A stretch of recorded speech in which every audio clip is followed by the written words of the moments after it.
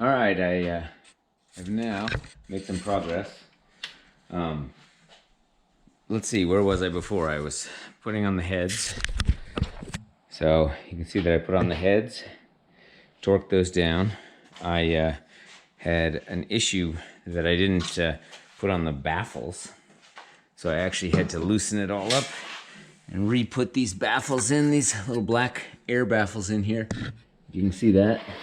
They clamp in on the studs, and you got to put that in before you put in the pushrod tubes. So I got that, pushrod tubes.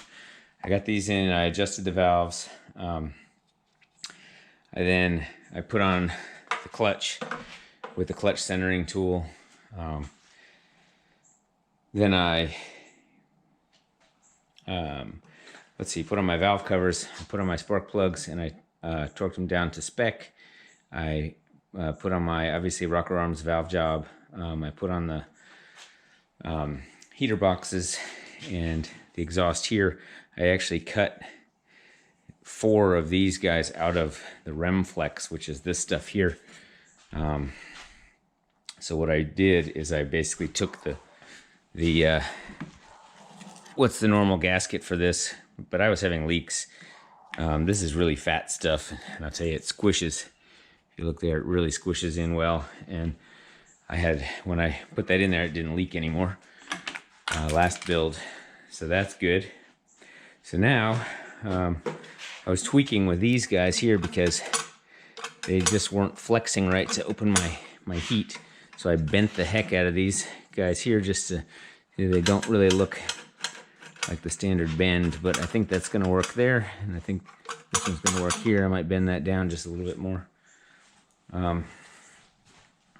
And so that is looking pretty good, I would say, at this point. I still have to do engine tins and everything, so I'm gonna look at the book assembling the Volkswagen engine and make sure that I don't do anything else in the wrong order like I did with the air baffles.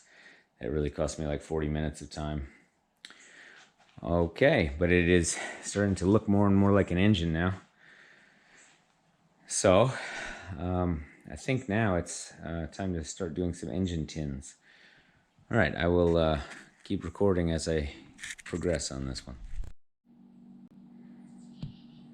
All right, I made some pretty good progress here. So finally I got on a pulley. I had to get a new 7-inch CB Performance one because the one I had actually ordered was this one, and that one was 6 3/4.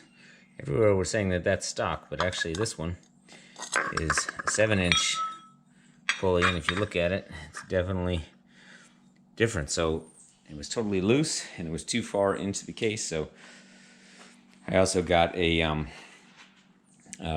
spacer shims, so I put 2 of them in there. Put this on there and got this finally all aligned, and it actually lines up now perfectly so that the belt is not crooked.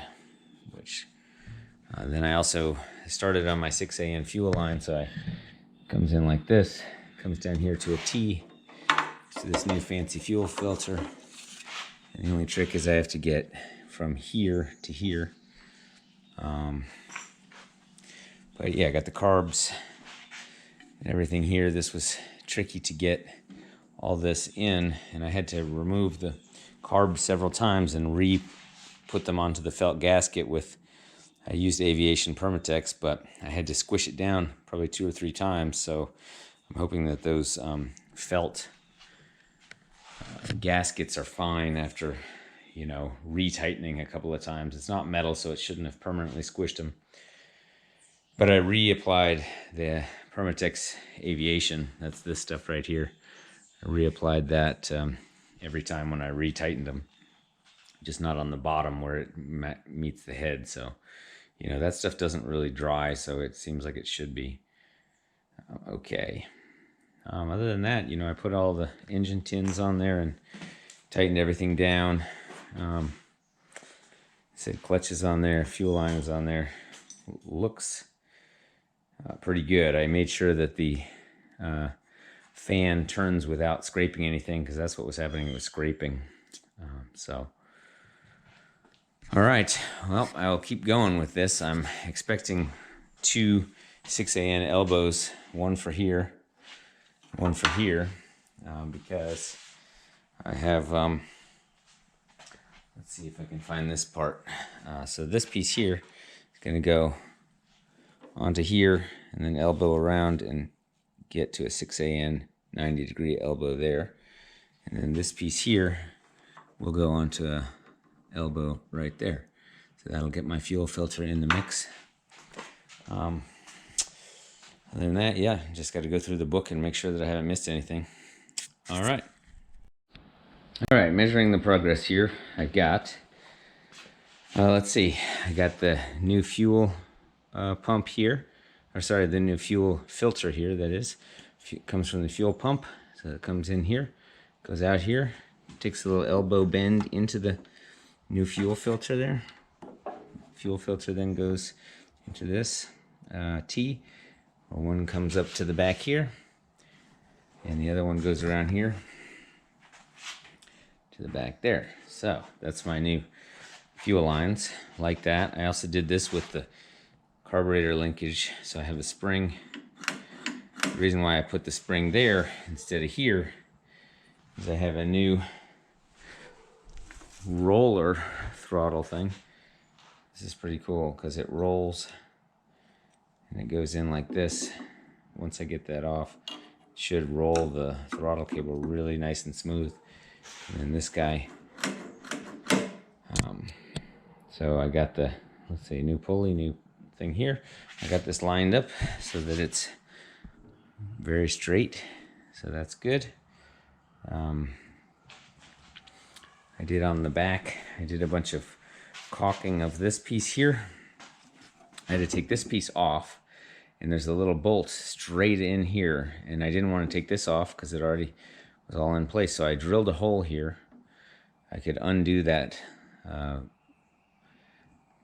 sheet metal screw that's inside of that, pull this thing off, and then I could slip it back on, and then I re-caulked over it just a whole bunch that just kind of glues it in place, and it's heat resistant. Then I took out the fuel tank here, and I reinstalled it with the 2 wires and the breather. And now what is interesting is